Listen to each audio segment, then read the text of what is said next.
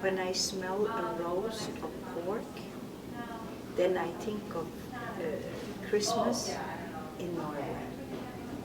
The whole house smelled of the roasted pork, and in the spring it is always a poached salmon and the small fragrance, the small strawberries. And in the fall, it was always lamb, and in the summer, it was the women would make Norwegian waffles. They're heart-shaped, not like the American ones. And we would sit in the garden, and they would be warm, and we would have cream and strawberries with them. And the memories then is the grown-ups, the adults were also happy, and that they were drinking coffee, and we would eat the heart-shaped waffles. Yes. You just before you told me that there are many memories about food, and that it depends on the season, not on the period. If you had to draw your biography through food, how do you draw it?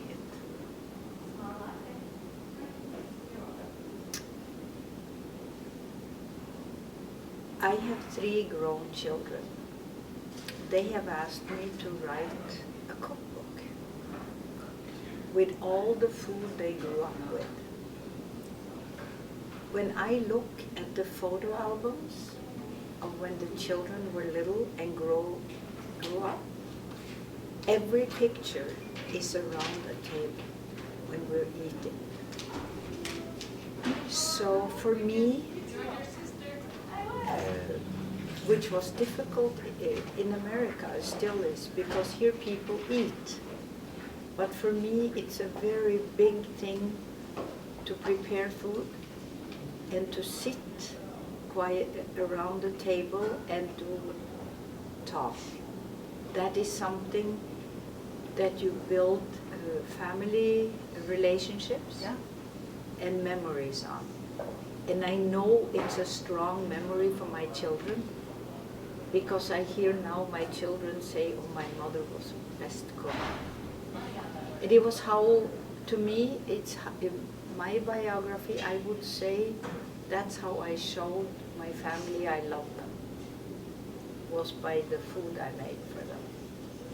Always. Does that answer it? Yes.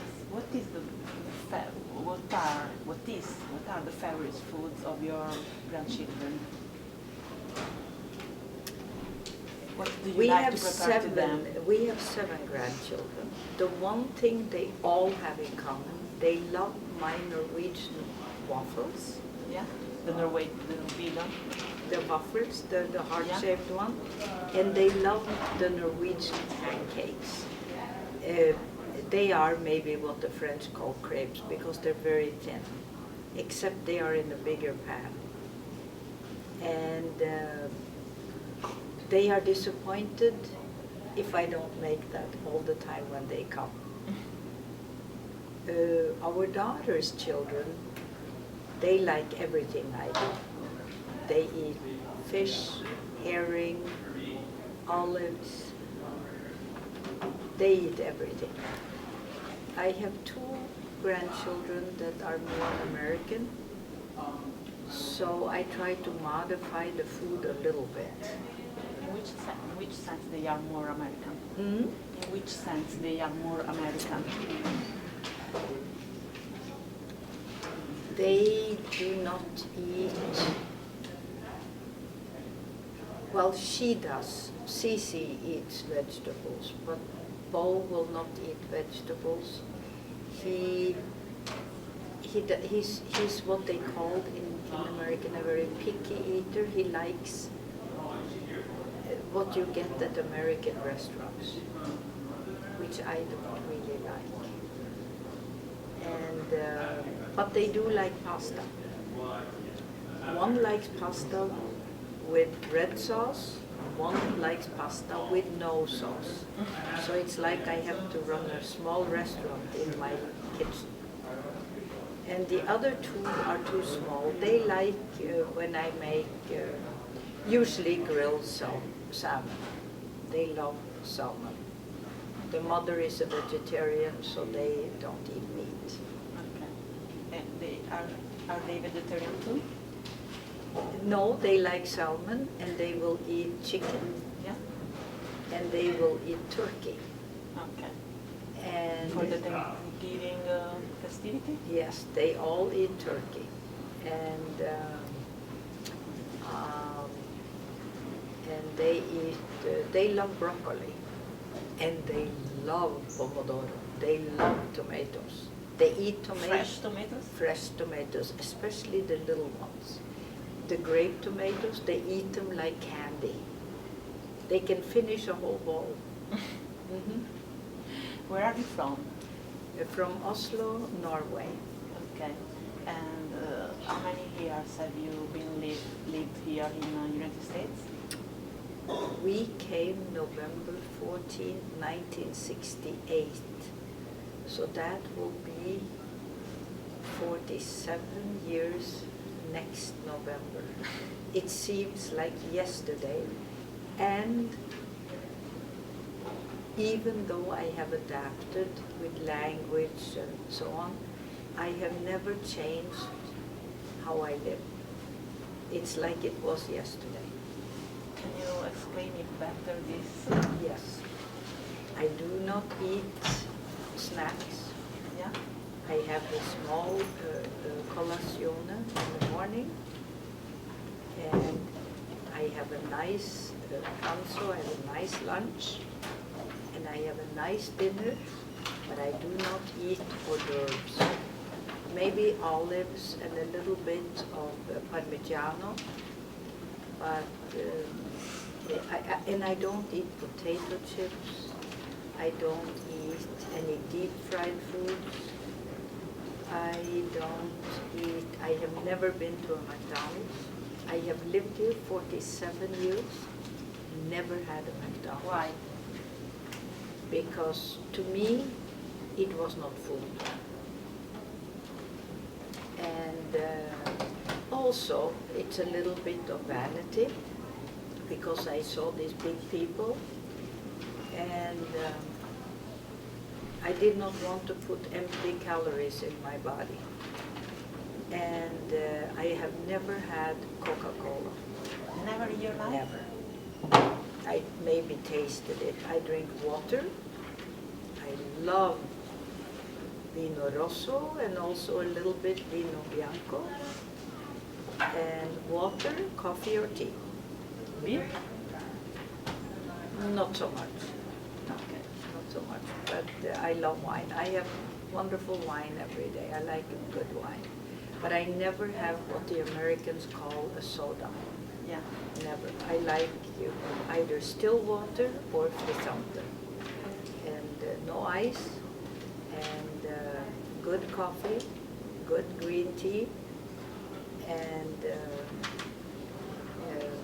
so the big food companies never made any money from me. Never eat cornflakes, never eat any of the breakfast things, you know. What means for you food? Happiness. I am happy. For me, to come home and put on an apron, I have a glass of white wine, and I start chopping the onions and the garlic and whatever I have, and I make some food for my husband and me. And I love to eat very good food, food that tastes wonderful. I can still remember I have had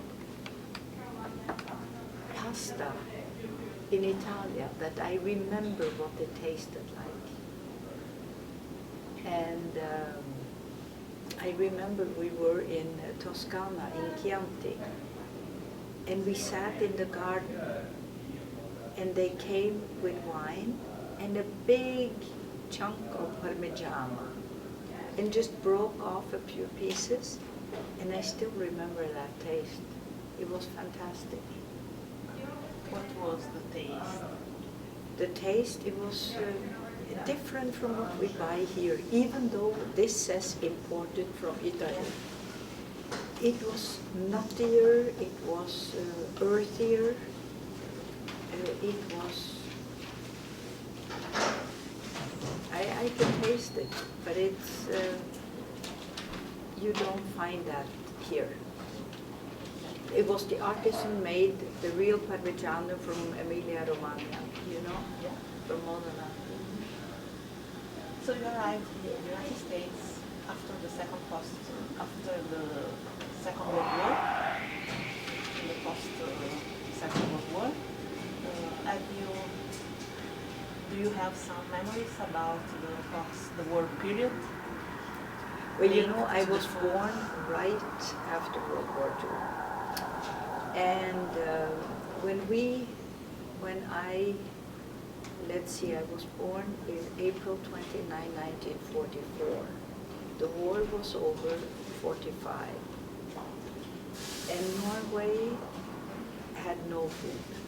The Norwegian people survived by eating potatoes and rutabaga, kohlrabi. In which year is 50s? Yes. Okay. Yes. And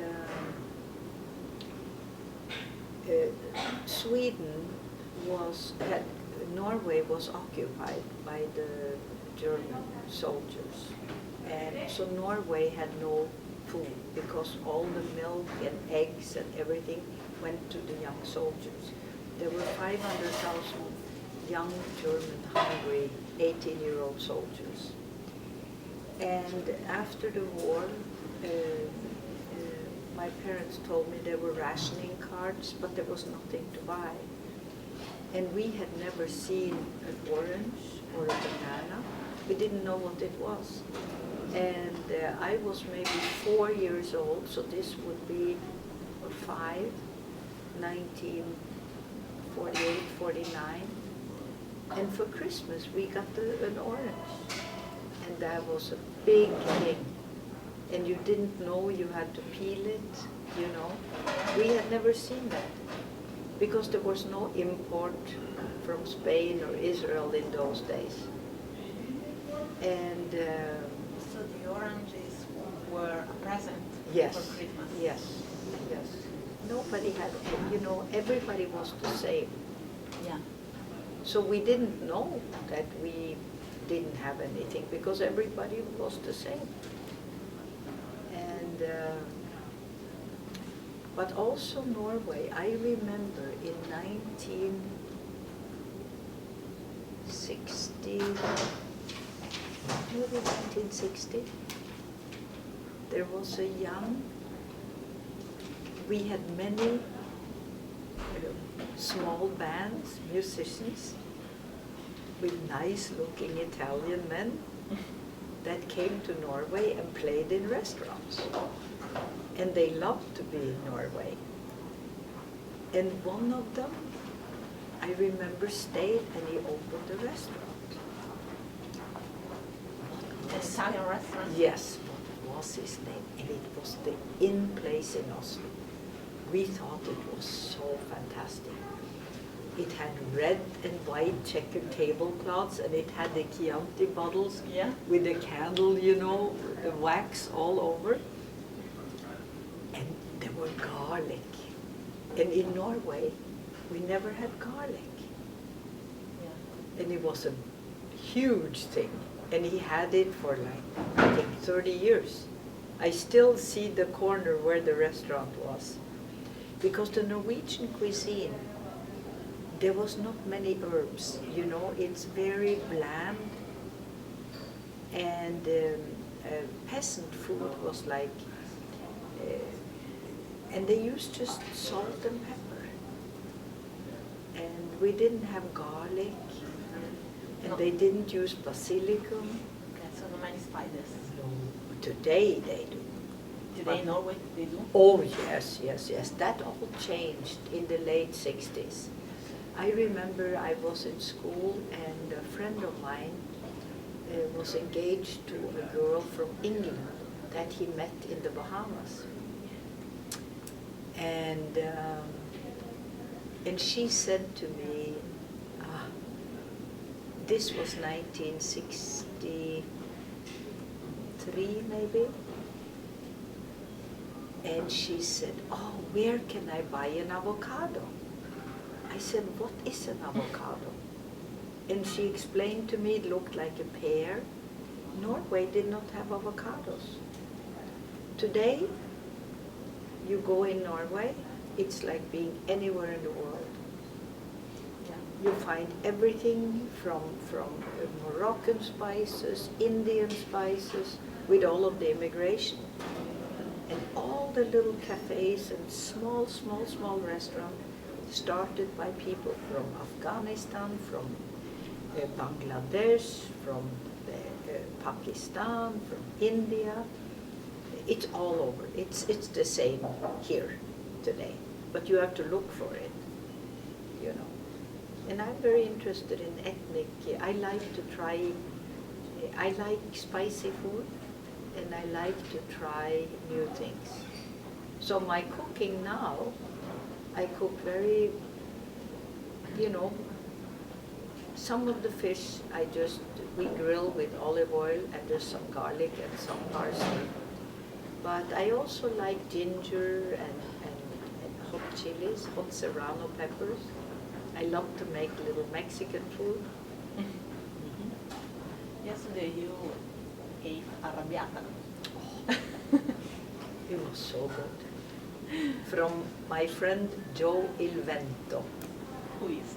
He is an Italian American, whose father came from somewhere in Puglia, not too far from Matera, I think. And he's a doctor, wonderful man. And he told me that he adored his father's recipe. His father had a restaurant in New Jersey. And now he has started a company called Il Vento and Sons. Yeah. And he is making the recipe of his father's arrabbiata, marinara, and other sauces. And he's selling them on the internet. And this was one that he sent us. It is magnifico. Yes? Mm-hmm. He's in Santa Barbara, California. Yes. Okay. Yes. Okay, so do you feel more Minnesotan? Do you say Minnesotan or more Norwegian from the gastronomic point of view? In fairness, if you had asked me this 5 years ago, I would have said definitely not Minnesotan. However, today, the cuisine here has changed with all the immigration and people traveling. This used to be a very isolated place because it's in the middle of the country. But today there's some fantastic Italian restaurants, and the new American cuisine has a lot in common with slow foods, for instance, or it's locally grown, and they do it in seasons.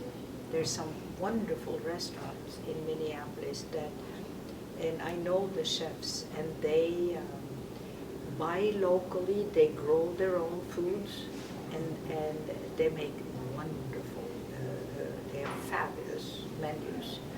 So Minnesotan, it is starting to, I don't know what that means anymore, because it is changing. Because of all the immigration. The Minnesota, when we came here, you could not eat the food. They had no fish. And the meat was huge. And they would have fresh green beans. And they called them beans almondine. And I remember thinking, when you have fresh green beans, why would you cover them with a cheese sauce and almonds? I could not understand. And the food here was horrible. But that is all changed. So it's better today than in the Much past. better. But do you feel in your heart more Minnesotan or Norwegian from the gastronomic point? More Norwegian. Why?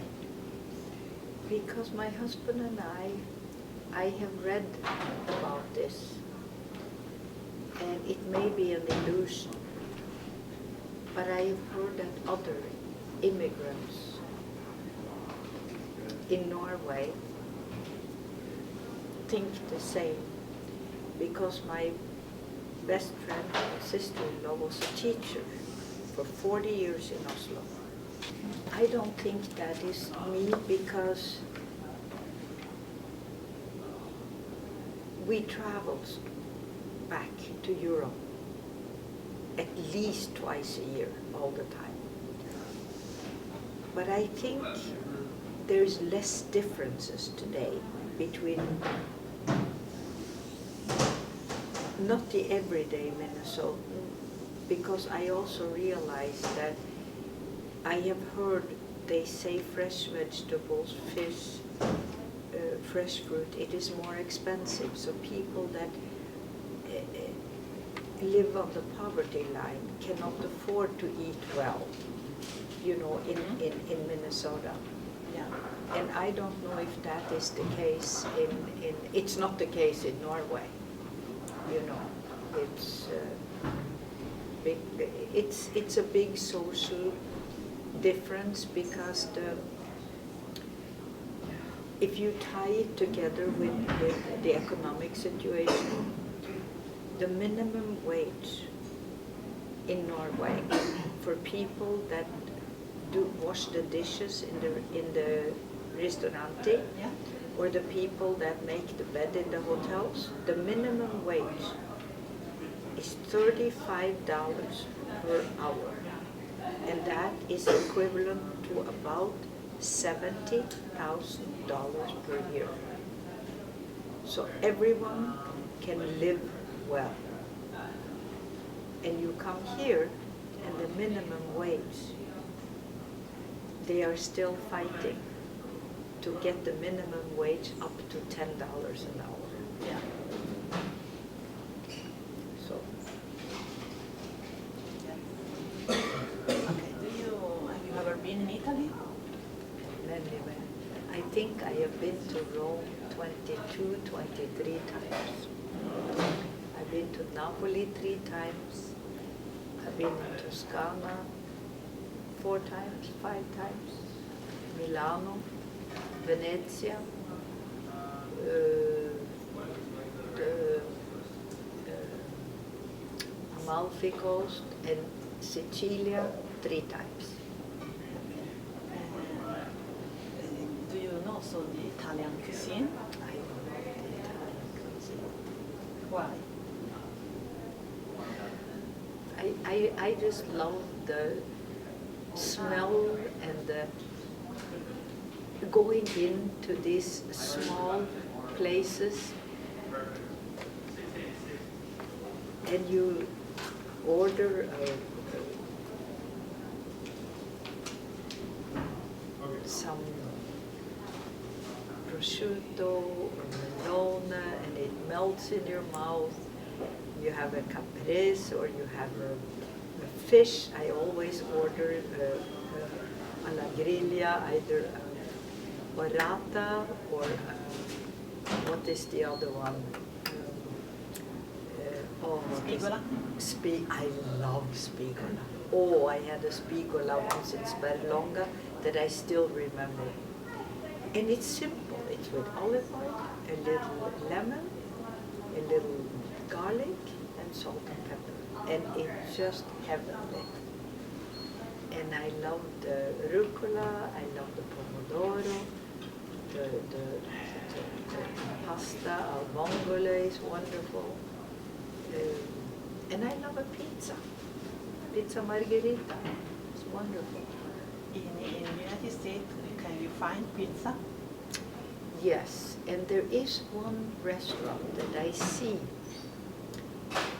always gets good marks, but it's not like it is in Napoli. But they say it's one of the best, and I actually had one last week because we took care of our children. And it's a place called Punch, and they have the wood oven that they brought from Italy, the real. So everything is made in this the wood. Handmade and Yes, and- yes. Okay. And it's fine, but I am sure you would say it's not quite as good as the pizza you have in Napoli. Oh no, probably it's just different. I don't know what is most, No. what is tastier, if the American one or the Italian one. Well, everybody in America loves the Italian one, but I also know as a cook, recipes are difficult to translate because the flour is different. Yeah. So when you make a dough here and you make a dough there, it's different. We should go while you are here to an Italian restaurant. Have you been to Inanni? No. To Lucia's? No. Lucia's? We should go to Lucia's because that family lived in Italy for many years. Yeah. And But they are not Italian. They are born and raised in America, but they lived in Italy for many years and came back and opened a restaurant. It's right down here. Okay. I should go. Mm-hmm. And what are, in your opinion, the differences between the Italian diet and the American diet? My perception is the Italians, it seems to me that food is so important to all the Italians I know. They live to eat, and they can spend a lot of time around the table. Whereas here,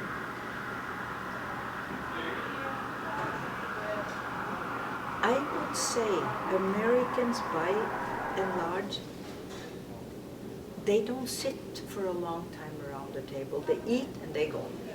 Yeah. And it's very hurried, and they don't seem to enjoy and take the time.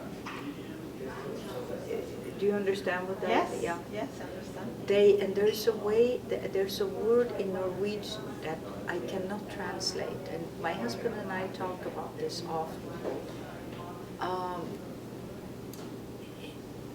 To enjoy, it's not quite the same. We don't find the word in English for it, but how you really love the food you eat. And you never think, oh, I'm on a diet, I cannot eat that. Yeah. That's a big difference. And my perception is that the lunch in Italia, it's sacred. It's something everyone does. They go and they have their pranzo and they have their primi and they have, they Yes. order everything and sit for a long time. And you have some wine and some aqua. We study here, he said the reason is, like in Italy, this division in the meal, between the first dish, so il primo, the second dish, secondo, the side dish is the dessert, the appetizer. The reason here, these divisions in the meal. They don't do it here. And I think of the Italian restaurants. I don't know any of my women friends that are American that would ever order all that. Yeah. They say, oh, no, I'll just have a little salad, Okay. Yeah. But when I'm in Italia, I don't see very big people. But it's also the lifestyle is different. You walk everywhere. Yeah. And I don't know. Everything here is very trendy. Now one cannot eat gluten. Yeah. That's the latest. You know? Do you eat gluten? Yes, I eat everything. Okay. Do you think, what is for you the Mediterranean diet? It is olive oil, it is fish, lots of legumes, and tomatoes, vegetables, lots of vegetables. I don't know, for me, you know, I never studied what is Mediterranean food, but there's so much writing about it now, to live longer. And I like, for instance, to slow roast tomatoes. It tastes wonderful. And I like to grill asparagus. I like to grill, what do you call the vegetable? Eggplant. Yeah. And it's wonderful. And in the summer, that's all we do, every day. Here? Yes, my husband grills everything. I buy zucchini, I buy eggplant. Do you have a vegetable garden? No, because we live in a townhouse, so I cannot have, I have lots of gardens. But I don't grow vegetables. I only grow basilicum, rosemary. I grow a lot of herbs. Yeah. Yeah, I have 6 or 7 herbs that I grow. But I don't grow my own tomatoes or beans or salad because I buy it at the outdoor market in the summer. I like to do that. And, Do you think that Mediterranean diet and Italian diet are the same thing? South of Italy, yes. I think northern Italy is a little different. I think what I remember, the food we ate in Milano and in the Veneto region was different from what I ate in Rome or in Sicily.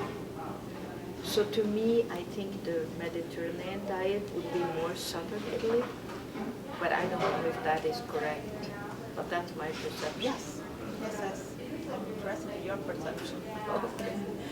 And what is your favorite Italian dish? I love spaghetti. And I love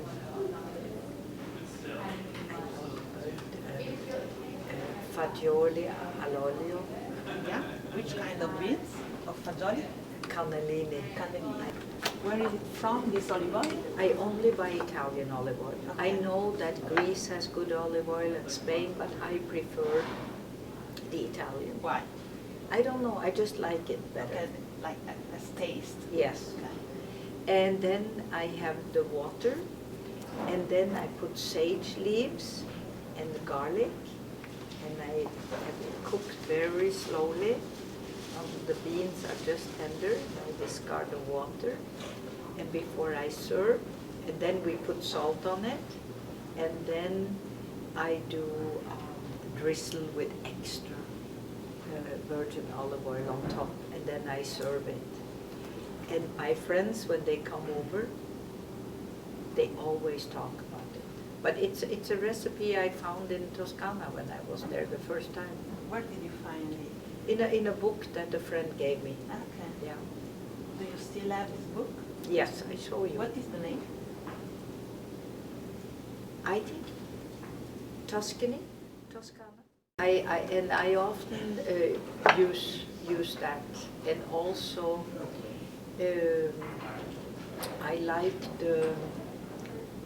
I do like the Italian lamb that's roasted with potatoes and rosemary in the oven. Yeah. I like that too. And I love... It's a typical Eastern dish Yes. in Italy.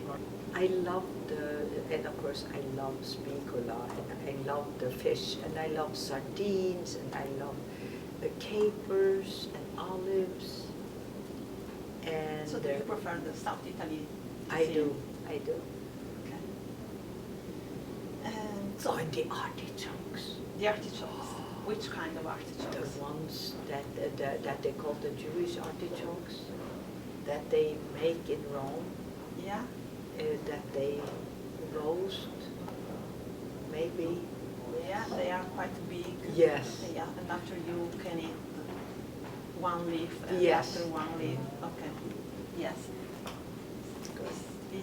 These are typical Easter and spring foods. And the other thing I love in the around the Napoli region, to go on the trees and get the fresh figs.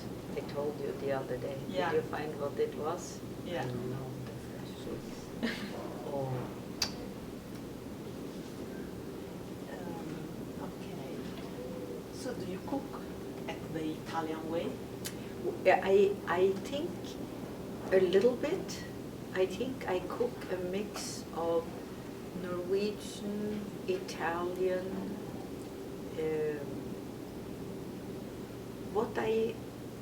because I used to love French food, but I don't like the French sauces all the time. Yeah. So I have come to prefer the lightness and the simplicity of Italian cooking. Yeah. I really like that. And you have something fresh, you cook it, and you don't put 20 things on it. Yeah. And that I love. So do you cook it the Italian way? I think so. Okay. You can see. But do you prefer to cook Italian dish, for example, or Norwegian dish? I think I mix it a little. I will take a Norwegian thing and then I'll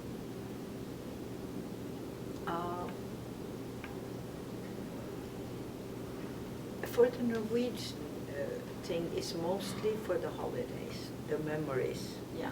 for Christmas and Easter. But in Norway also, we have fresh fish a lot, and I love fresh fish. And you can poach it, or you can bake it in foil in the oven. It's wonderful, and I like that, and it's easy. Or I can grill it with olive oil and a little lemon. And that's what I think is the Italian way. If I poach it, it is the Norwegian way, you know? Yeah. And I used to cook French and I don't anymore. It's too complicated, you know? Yeah. Yeah. How much is important for you In a eating healthy in a way? healthy way? I think I would say it's very, very important. And I did not realize that so much when I was younger. But I think the reason that my husband and I are so healthy is because what we have always put in our mouth has always been healthy. Yeah. Now, we didn't think about it then. I just happen to like food that is fresh and fresh made. It's not like an instinct. Exactly. Yeah. And now I read about it all the time. And my doctor always says, "Oh, but you live so healthy." And I guess I do. Do you buy or do you eat processed food? Never. Never? I am very lucky because I hate it. I cannot stand it. When we came here, you couldn't buy cheese.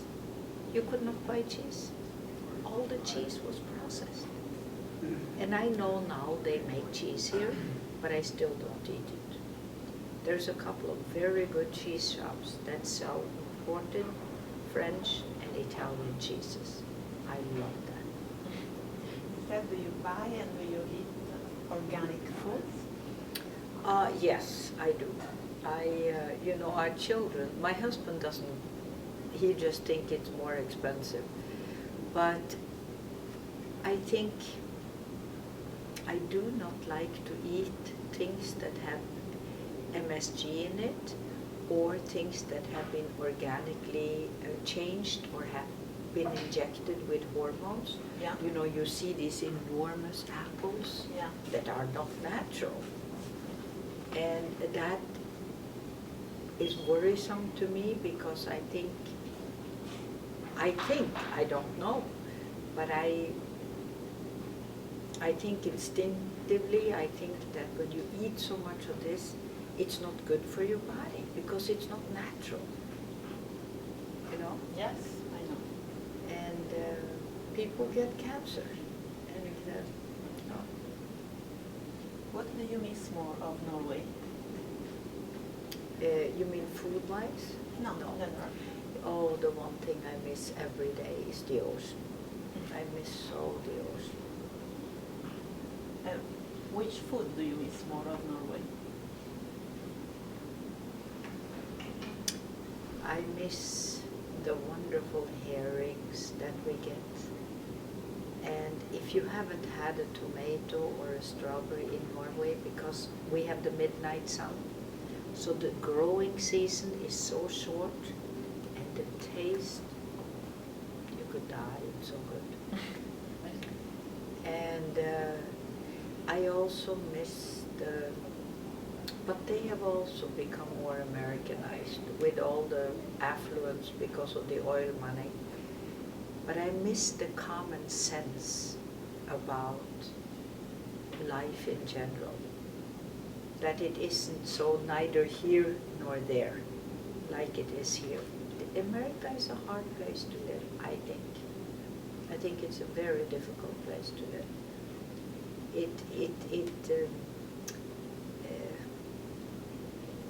It has a way of taking your energy out. Yeah. And what do you like more of Italy? I would just love to live in Italy, but I know I sound like a romantic because of course when I am there, I am not working. Yeah. But it's still my perception that even though I hear the economy is bad, many people don't work, they still have a life. Here, they have no life. And I think they always take their vacations. They go to Sardinia or to the ocean or to, you know. I like the slowness. To me, I think life in southern Italy especially is slower than here. Life here is too fast. It's too fast all the time.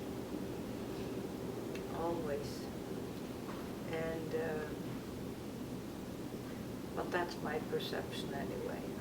I would like to spend a long time in Italy, where you wake up in the morning, you can sit in a cafe and have your cappuccino, read the Newspaper? I giornali, sì, in Italian, and then just walk everywhere.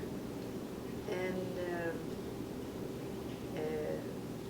my husband always said he loves to be lost with me in Rome. Because Really? I Very never find, romantic. I never find the same place twice, you know. Yeah. And I've been there so many times, and then I think, which way Piazza Navona? Oh, let's go here. And then we end up Piazza de Jesus, and I'm thinking, oops, I'm far away. I need to go over there. But it's wonderful. You find new little cafes, little trattorias, you know. Yeah. It's wonderful. When do you come in Italy? I will go October 12th. Thank you very much Thank for you. this interview. Thank you.